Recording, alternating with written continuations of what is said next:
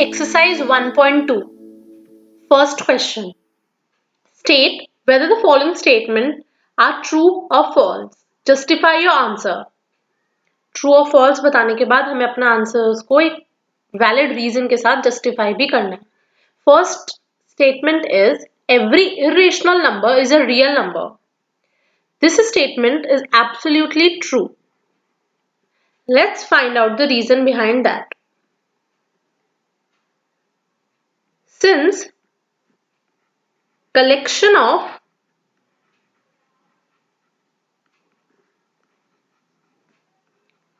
real numbers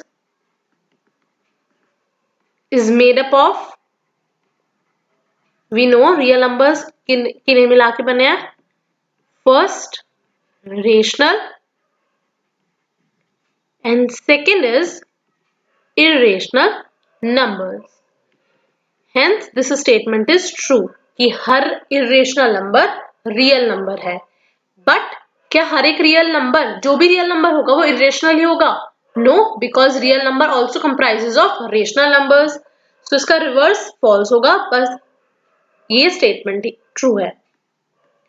Second, every point on number line is of form root m, where m is a natural number.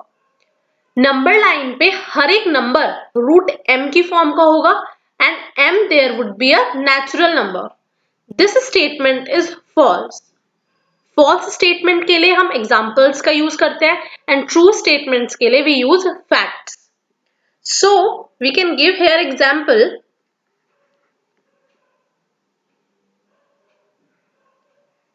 -1, -2, -3 and any negative number.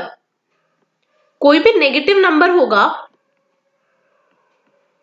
क्या वो natural होगा? और क्या उसका root जो होगा वो नेचुरल होगा? नो, बिकॉज नंबर लाइन पे हम नेगेटिव नंबर्स भी शो करते हैं. No negative number can be the square root of any natural number.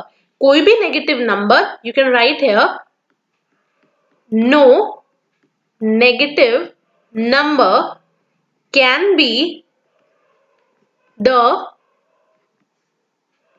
square root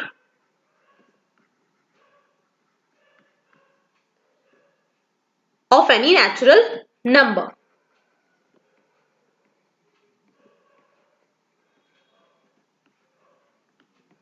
Now third statement.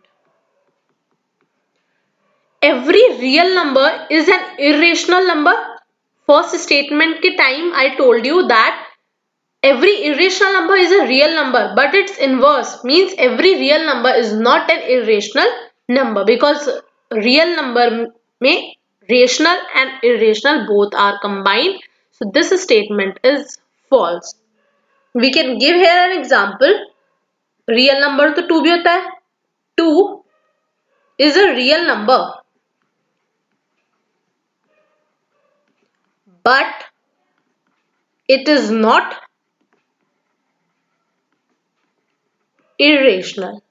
We can simply write this example. और any rational number का हम यहाँ पे example दे सकते हैं. Second question is, are the square roots of all positive integers irrational? Positive integers जो होते हैं like 1, 2, 3, 4 and so on, उन सबके square root जो होते हैं वो irrational होते हैं? If not, अगर ये false statement, you have to give an example of the square root of a number that is a rational number. It is a very easy question. पहले तो हमें first line का answer देना होगा. Are the square roots of all positive integers irrational? That is no. First का answer हमने दे दिया.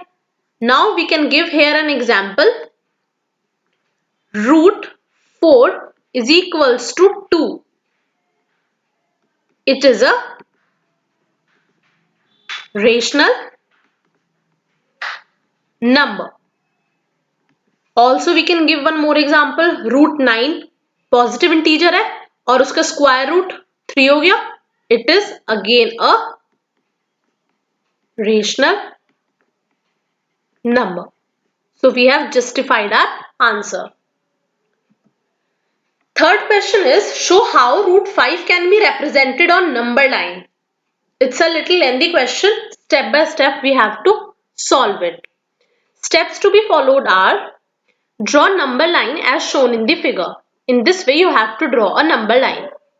Using Pythagoras theorem is used in right triangles. Means जिनका एक एंगल 90 डिग्री हो, उसमें हम पाइथागोरस थ्योरम लगा सकते हैं. We give this triangle a name AOB. Pythagoras theorem you must be knowing, but in brief I am telling. H square is equals to P square plus B square. H here means hypotenuse. Hypotenuse क्या होता है?